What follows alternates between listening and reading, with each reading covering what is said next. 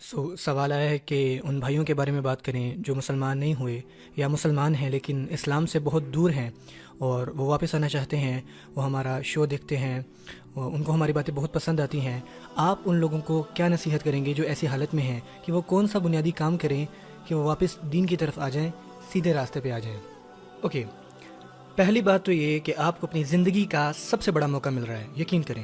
اگر آپ اب توبہ کر لیتے ہیں، اپنے آپ کو بدلتے ہیں، اللہ سے معافی مانگتے ہیں، صرف اتنا ہی کرتے ہیں، آپ صرف مخلص ہو کے اللہ کی طرف لوٹتے ہیں اور کہتے ہیں کہ اے اللہ میں آپ کی طرف واپس آ رہا ہوں، اپنے طور طریقے بدل رہا ہوں، تو یہ جان لیں کہ آپ کسی بھی عالم، کسی بھی عبادت گزار، زمین پہ کسی بھی مسلمان سے بہتر صورتحال میں ہیں۔ کیوں؟ کیونکہ آپ کا ریکارڈ مکمل طور پہ صاف ہے، یہ ہے توبہ۔ اور نہ صرف یہ، اللہ نے ایک اور چیز بھی اس میں ایڈ کی ہے۔ ممکن ہے کہ آپ کا پیچھے گناہوں کا ایک نہ ختم ہونے والا پہاڑ ہو اور آپ سوچ رہے ہوں کہ میں اس سے کیسے چھٹکارا پا سکتا ہوں، تو اللہ نے آپ کے ان گناہوں کو بھی قبول فرمانے کا وعدہ کیا ہے۔ فَأُولَٰئِكَ يُبَدِّلُ اللَّهُ سَيِّئَاتِهِمْ حَسَنَاتٍ، سورہ فرقان۔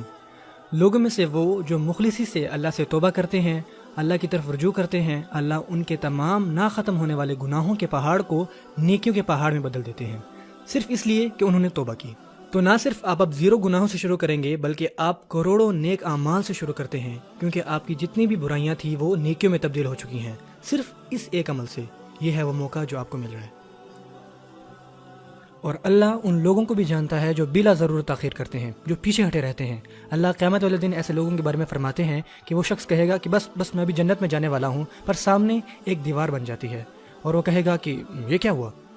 اور جو پہلا جواب اسے ملتا ہے وہ یہ ہے وَلَكِنَّكُمْ فَتَنْتُمْ أَنفُسَكُمْ وَتَرَبَّصْتُمْ، آپ نے خود کو آزمائش میں ڈالا، آپ نے خود کو آگے بڑھنے سے روکا اور آپ نے بلا ضرورت تاخیر کی۔ آپ نے کہا کہ بس میرے پاس ابھی وقت ہے، بعد میں معافی مانگ لوں گا، بس ایک آخری پارٹی، پھر میں چینج ہو جاؤں گا، ایک اور رمضان، پھر میں نیک ہو جاؤں گا، صالح ہو جاؤں گا، صرف ایک اور سیمسٹر، پھر میں رک جاؤں گا۔ یو سی، تو یہ وہ موقع ہے جس سے میں نے فائدہ اٹھانا ہے، جس سے آپ نے فائدہ اٹھانا ہے۔ ہمارے پاس وقت نہیں بچا، اس بات کو سمجھیں۔ ہمیں ایسا نہیں سوچنا چاہیے کہ ہمارے پاس وقت ہے، بعد میں توبہ کر لیں گے۔ دوسری جانب ہم ایک دو اچھے کام کرنے کے بعد سمجھتے ہیں کہ ہمیں استغفار کی کیا ضرورت ہے۔ آپ رسول اللہ صلی اللہ علیہ وسلم کے بارے میں پڑھیے، میرا مطلب ہم ان کے مقابلے میں کیا ہیں؟ وہ اللہ سے توبہ کیا کرتے تھے، رسول اللہ خود دن میں 100 دفعہ استغفار کیا کرتے تھے صلی اللہ علیہ وسلم۔ کس مقصد کے لیے؟